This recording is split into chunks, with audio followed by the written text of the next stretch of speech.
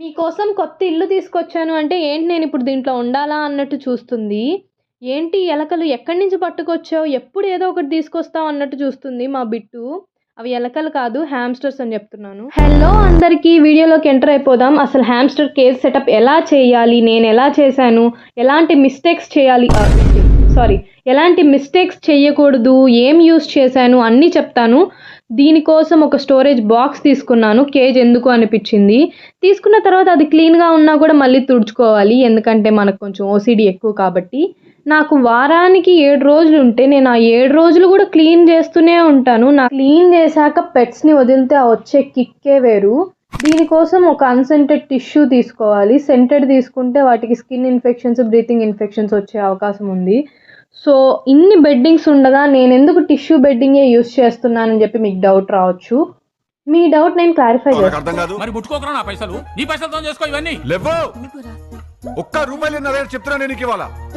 తర్వాత ఇలా పిచ్చి కుక్కలాగా చింపేయాలి ఆ టిష్యూని మొత్తం. చింపిన దాన్నంతా తీసుకెళ్ళి దాంట్లో వేయాలి.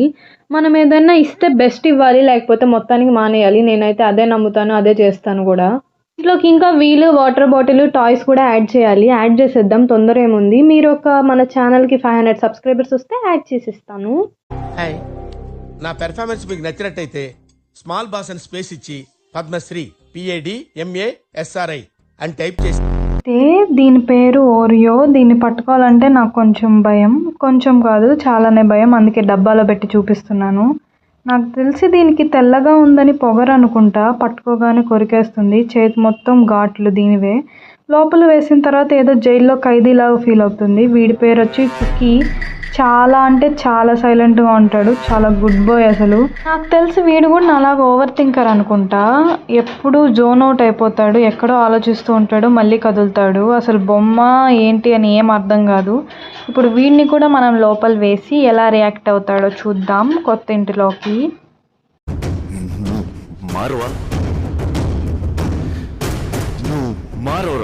లోపల వేసిన తర్వాత ఇవి అసలు హ్యాపీగా ఉన్నాయా, బయటికి వచ్చేయాలి అని చెప్పి అంటున్నాయో అర్థం కావట్లేదు. అలవాటు అవ్వడానికి కొంచెం టైం పడుతుంది. ఈలోపు మనం బిట్టుగాడిని తీసుకొద్దాము. వీటి భాష వీటికి అర్థమవుతుంది కాబట్టి అసలు ఏమంటాడు, వీడేమంటాడు, వాడేమంటాడు అన్నీ చూసేద్దాం. సరే బిట్టు, ఎలా ఉందిరా అంటే వీడే భయపడుతున్నాడు. ఇంకా వాటి బాధ వీడేం చెప్తాడు నాకు. ఎలకలు అని చెప్పి భయపడుతున్నాడు, కానీ ఎలకలు కాదు హామ్స్టర్స్ అని చెప్పి వాడికి తెలియదు కదా.